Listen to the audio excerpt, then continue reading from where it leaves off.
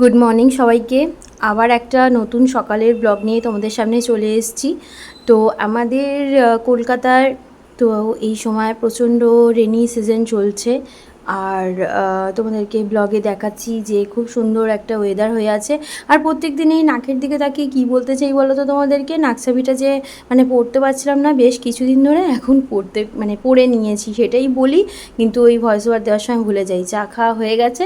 আর এখানে দেখো জাসমিন একটা কাণ্ড কীর্তন করেছে, খুবই ও বদমাশি করে। তো তোমাদেরকে দেখাচ্ছি দাঁড়া ও কী করেছে আজকে। তো ওকে আমি ডাকলাম, ও দৌড়ে এসছে, ওর বাবার পেছন পেছন পেছন পেছন ঘুরছে। তো ওকে আমি ডেকেছি বকবো বলে, তো মাথায় একটু হাত বুলাচ্ছি, বারবার পিঠটাকে সামনে নিয়ে আসছে। কি বলছে বলো তো, বলছে পিঠটা চুলকে দিতে। এবার আমার না বিরক্ত লাগে, মাথায় হাত বুলোতে যাবো আর ও বলবে পিঠটা চুলকু দেওয়া। তারপরে আবার এখানে এসে ধপাস করে বসে পড়েছে। ও এরকমই করেন, ওকে যখন ছেড়ে দিই তখন ও একবার এই ঘর একবার ওই ঘর এই সেই করতে থাকে। আর এই যে এটা হচ্ছে সেই কাণ্ড কীর্তন যেটা ও করেছে। ওই যে ও হচ্ছে আর্টিস্ট, এটা হচ্ছে আর্ট, সবাই যেমন দেখায় আমিও আজকে দেখালাম। অনেক কিছুই তো করেছে। দেখো নতুন জুতোর কী হাল করেছে।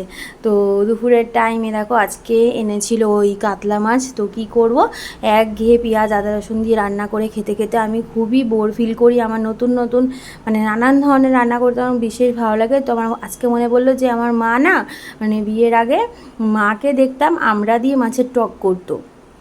তো মা তো ওটাকে আর মাছের টক বলতো না, যাই হোক। তো আজকে একটুখানি আলু পটল লম্বা লম্বা করে কেটে আমড়া দিয়ে আর এই কাতলা মাছ দিয়ে না মাছের টক করেছি, খেতে খুব ভালো লাগে, খুবই ভালো লাগে। আর আমার মেয়েরা রঞ্জিতে শুধু ওই পেঁয়াজ আদা রসুন দিয়ে কষা কষা মাছ করো শুধু আমাকে বলবে, জানো তো।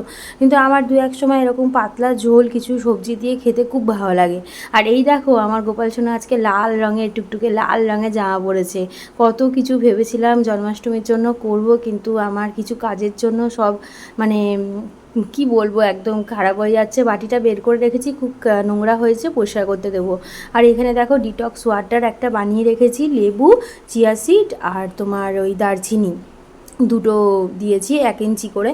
তো ওইটা বানিয়ে আমি রেখে দিয়েছি আর সারাদিন অল্প অল্প করে খাচ্ছি। তো এখন বিকালের টাইম, এখন অফিসে যাবো বলে রেডি হয়ে গেছি। তো আজকে খুব তাড়াতাড়ি রেডি হয়ে গেছি, আজকে না চা বা কফি কিছু খাইনি। এই ডিটক্স ওয়াটারটা যেহেতু পুরোটা শেষ করতে পারিনি, মাঝখানে আমি আবার একটা কাজের জন্য বাইরেও বেরিয়েছিলাম, কিন্তু ওটা খুব তাড়াতাড়ি গেছি আর খুব তাড়াতাড়ি এসেছি, কারণ একদম আকাশ মেঘাচ্ছন্ন হয়েছিল, যখন তখন বৃষ্টি নামতো, কোনো দিক আমি তাকাইনি। তো এইগুলো দেখো কিনে রেখেছি, খাচ্ছি করে আর কাজের চাপে ভুলেই গেছি। আজকে সব আলমারি দিয়ে বের করেছি। এখন তো আমার নতুন আলমারিতে আমার জিনিসগুলো রাখি, নাহলে তো কিছুই আস্ত থাকে না। এটা হচ্ছে সানফ্লাওয়ার সিড, এটা আমি ওই 1 চামচ মতন রোজ খেয়ে নিই।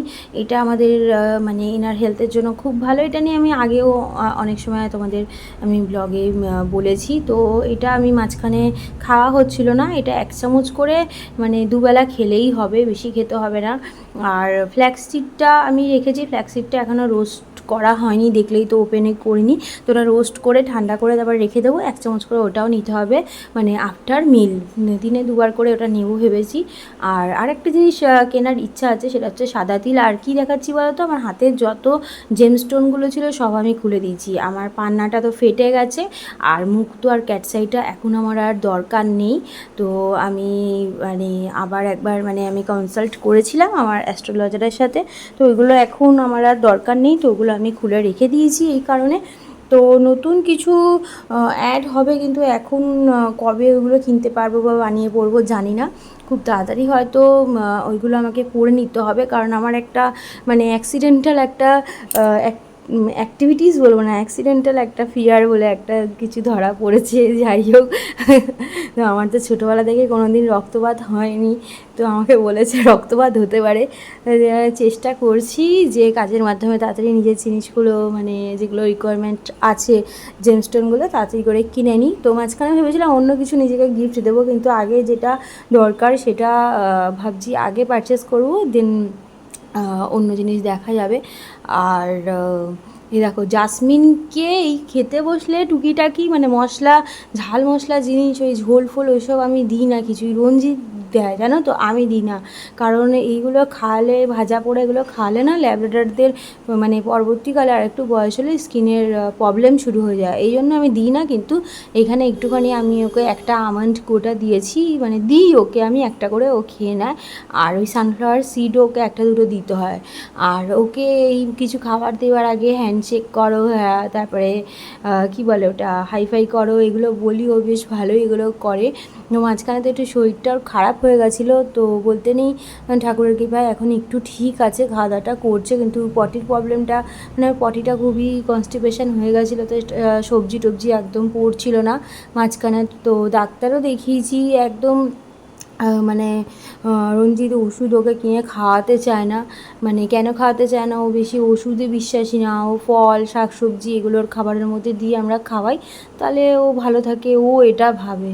আর আমি আর কত দিক সামলাবো, যাই হোক যতটা হয় আমি চেষ্টা করি হেল্প করার। তো এই দেখো তোমাদের সবাইকে হাই বলছে আমার জাসমিন, হাই হাই বলে দিচ্ছে, সবাইকে হাই বলো হাই বলো। আমি ওকে এই কথাই বলছিলাম, এখন তো আমি ভয়েস ওভার দিচ্ছি।